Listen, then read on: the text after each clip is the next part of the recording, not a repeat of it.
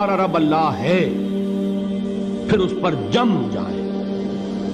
ان پر فرشتوں کا نزول ہوتا ہے، نہ کوئی غم کرو نہ خوف، خوشیاں مناؤ جنت کی جس کا تم سے وعدہ کیا گیا تھا۔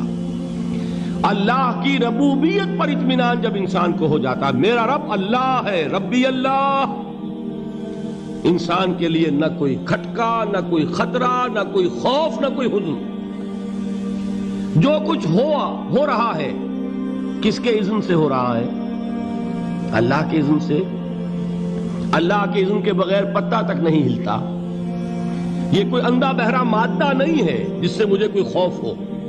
اندھا بھینسا چلا آ رہا ہو اس سے تو ڈرنے کا ہر انسان کو ڈرنا چاہیے، نہ معلوم کس کو ٹکر مار دے۔ لیکن نہیں، اس کائنات کو چلانے والا ایک سمیع و بصیر خدا ہے، وہ جو میرا دوست ہے، میرا ولی ہے۔ اللہ ولی الذین آمنوا یخرجہم من الظلمات الی النور۔ اللہ اہل ایمان کا ولی ہے، ساتھی ہے، پشت پناہ ہے، مددگار ہے، حمایتی ہے۔ بتائیے جسے یقین ہو جائے کہ اللہ میرا مددگار، اللہ میرا محافظ، اللہ میرا پشت پناہ، اللہ میرا حمایتی، اس کے لیے کوئی خوف ہوگا؟ اس سے کوئی ڈر ہوگا؟ میں مثال دیا کرتا ہوں ایک بہت سادہ، پنجاب کے دیہات کی۔ وہ بڑا چودھری ہے اور کوئی غریب کسان ہے۔ اس غریب کسان کے جانوروں کو ہر وقت اندیشہ ہوگا چوری کا، کوئی میری بھینس کھول کر نہ لے جائے، کوئی میرا بیل کھول کر نہ لے جائے۔ لیکن جس کے بارے میں یہ سب کو معلوم ہو کہ وہ جو بڑا چودھری ہے وہ اس کا دوست ہے، اس کی بچیا کو کوئی خوف ہوگا؟ اس کی بھینس پر کوئی ہاتھ ڈالے گا؟ اسے کوئی اندیشہ ہوگا؟ نہیں۔ کیوں؟ کہ وہ بڑا چودھری، بڑا اس کا یہاں کا سردار، جاگیردار، سب کو معلوم ہے وہ میرا دوست ہے، کوئی میرے خلاف اقدام نہیں کر سکتا۔ اس دنیا میں یہ چھوٹی سی بات اگر آپ کے دلی اطمینان اور سکون کا باعث بن سکتی ہے تو ذرا تصور کیجئے۔ میں لفظ تصور استعمال کروں گا صرف اس لیے کہ اس کا ہم جس کو کہتے ہیں ادراک اور شعور کر نہیں سکتے، اگر کے ساتھ کر سکتے۔ اگر یقین ہو کہ اللہ میرا مددگار اور یقین ہو کہ اللہ ہر آن میرے ساتھ ہے، پھر کوئی خوف؟ کس کا خوف؟ کوئی شے اللہ سے بالا تر ہے؟ کوئی قوت اس سے زیادہ طاقتور ہے؟ کوئی اس کے ارادے کو بدلنے والا ہے؟ کوئی اس کی مشیت کے آڑے آنے والا ہے؟ یہی بات ہے جو حضور نے فرمائی۔ یہ ایمان کا حاصل ہے لب لباب، کہ دیکھو اچھی طرح اس بات کو ذہن نشین کر لو، اگر تمام انسان مل کر تمہیں کوئی نقصان پہنچانا چاہے نہیں پہنچا سکتے، مگر جو کچھ اللہ نے لکھ دیا ہو، اور تمام انسان مل کر تمہیں کوئی نفع پہنچانا چاہے نہیں پہنچا سکتے، مگر وہ شے جو اللہ نے طے کر دی۔ آپ پھر میں کہوں گا ذرا طاری کیجئے، اسے فرض کیجئے، اسے سوچئے۔ اگر اس حدیث پر ہمارا دل ٹھکا ہوا ہو تو کسی سے ڈر ہوگا؟ یہ مجھے نقصان نہ پہنچا دے، یہ میری رپورٹ خراب نہ کر دے، یہ میری انکریمنٹ نہ رکوا دے، یہ میرا یہ نہ بگاڑ دے، یہ میرے یہ نقصان نہ پہنچا دے۔ اس کا ڈر، اس کا ڈر، اس کا خوف، اس کی خوشامد، اس کے لیے جا کر طرح طرح سے اپنی عزت نفس کو ذلیل کروانا اس کے سامنے، یہ سب کچھ کیوں کرتا ہے انسان؟ جب سمجھتا ہے کہ اس کے ہاتھ میں میرا کوئی نفع ہے، اس کے ہاتھ میں میرے لیے کوئی ضرر ہے، یہ مجھے کوئی غضب پہنچا سکتا ہے، یہ مجھے کوئی نقصان پہنچا سکتا ہے، یہ میرا کوئی کام بنا سکتا ہے، یہ میری کوئی ضرورت پوری کر سکتا ہے، اسی کا نام شرک ہے۔ جہاں آپ نے یہ سمجھا کہ غیر اللہ کے اندر کوئی طاقت موجود ہے، وہی شرک ہے۔ بتوں سے تجھ کو امیدیں، خدا سے نومیدی، مجھے بتا تو صحیح اور کافری کیا ہے؟ شرک تو یہ ہے۔ جس پر بھی تمہیں یہ خیال ہے، کلمہ ہے یہ کلمہ سوم، لا حول ولا قوت الا باللہ، ذرا اس پر دل کو کبھی اگر آپ تصور کریں، پھر فرض کریں، دل ٹھک جائے اس پر، کوئی طاقت نہیں۔ یہی بات تھی جو شیخ عبد القادر جیلانی رحمۃ اللہ علیہ نے اپنی وصیت میں اپنے بچے سے کہی. 11ویں دینے والے ہیں، لیکن حضرت شیخ عبد القادر جیلانی کی وصیت اور تعلیمات کو کتنے لوگ ہیں تم جانتے ہو؟ یہ جن مقامات تک پہنچے ہیں وہ کس چیز کی بدولت پہنچے ہیں؟ انہوں نے جو پیغام دیا وہ کیا تھا؟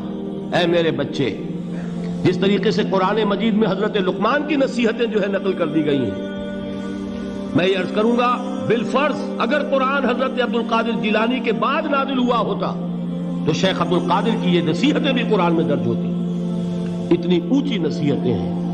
اے میرے بچے، اس حقیقت کو ذہن نشین کر لے، لا فاعل فی الحقیقت ولا مؤثر الا اللہ. اس کائنات میں نہ کوئی فاعل حقیقی ہے نہ مؤثر حقیقی ہے سوائے اللہ. کسی شے میں کوئی تاثیر نہیں اگر اللہ نہ چاہے. آگ جلا نہیں سکتی اگر اللہ نہ چاہے. پانی ڈبو نہیں سکتا اگر اللہ نہ چاہے. زہر ہلاک نہیں کر سکتا اگر اللہ نہ چاہے. کوئی چیز فائدہ نہیں پہنچا سکتی اگر اللہ نہ چاہے. تو در در پہ کیوں سر جھکاتے ہو؟ در در پر کیوں جبیں سائی کرتے ہو؟ سب کے سامنے کیوں ہاتھ پھیلاتے ہو؟ ایک اللہ سے مانگو. ایک اللہ کے سامنے زمین پر اپنی جبین رکھو. لا فاعل فی الحقیقت ولا مؤثر الا اللہ. نظر آتا ہے ہمیں کہ پانی پیاس بجھا دیتا ہے. پیاس بجھانے کی صلاحیت پانی میں نہیں ہے، اللہ کے اذن سے. کھانا بھوک مٹا دیتا ہے. بھوک مٹانے کی صلاحیت کھانے میں نہیں ہے، اذن رب میں. دیکھیے یہی یقین تھا. حضرت موسیٰ علیہ السلام کا واقعہ یاد کیجئے. سامنے سمندر آ گیا ہے. قوم دیکھتی ہے پیچھے کہ گرد و غبار کا طوفان ہے.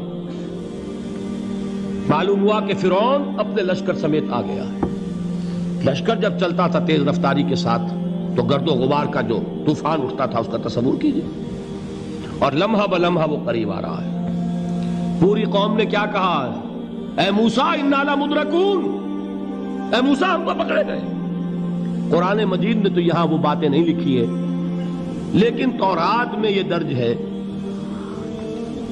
کہ بنی اسرائیل جھگڑنے لگے، دست و گریبان ہو گئے موسیٰ کے ساتھ. موسیٰ ہمیں یہاں مروایا لا کر، اس سے تو ہم ہی بہتر تھے. وہاں کھانے کو ملتا تھا، زندگی تو تھی. بیگار ہم کر رہے تھے، موت تو نہیں تھی. اب جو کچھ ہوگا اس کا تصور کرو، جس طریقے سے ہمارے ٹکڑے اڑائے جائیں گے. تو لڑ رہے ہیں حضرت موسیٰ علیہ السلام سے. یہ تورات کی تفصیل ہے. قرآن میں صرف اتنا آیا ہے، پریشان ہو کر انہوں نے کہا انا لمدرکون. موسیٰ ہم تو پکڑے گئے. اس وقت موسیٰ کا جواب کیا ہے؟ کلا ان معی ربی سیہدین. نہیں، میرے ساتھ میرا رب ہے، وہ راستہ دے گا. بتائیے کہاں راستہ نظر آ رہا ہے؟ یہ ہے ایمان بالغیب. راستہ نظر نہ آئے تب اللہ پر یقین ایمان ہے. جیب میں پیسے ہوں اور تب دل کو اطمینان ہے تو ایمان کس پر ہوا؟ پیسے پر، اللہ پر نہیں. جب وسائل و ذرائع نہ ہو اور پھر یقین ہو کہ اللہ مسبب الاسباب ہے، وہ اسباب کا پابند نہیں ہے، وہ اسباب کا محتاج نہیں ہے، اسباب اس کے محتاج ہیں. اگر یہ یقین ہے تو اللہ پر ایمان ہے. یہ نہیں ہے تو تمہارا ایمان اسباب پر ہے، وسائل پر ہے، ذرائع پر ہے، مادیات پر ہے، اللہ پر نہیں. اس وقت کہاں راستہ تھا؟ کوئی راستہ تھا؟ سمندر ہے اور ادھر سے لشکر آ گیا ہے. کلا ان معی ربی سیہدین. اب دیکھیے ایمان کہہ دینا آسان ہے، ہوا معکم اینما کنتم. جہاں کہیں بھی تم ہوتے ہو اللہ تمہارے ساتھ ہوتا ہے، لیکن اس کا یقین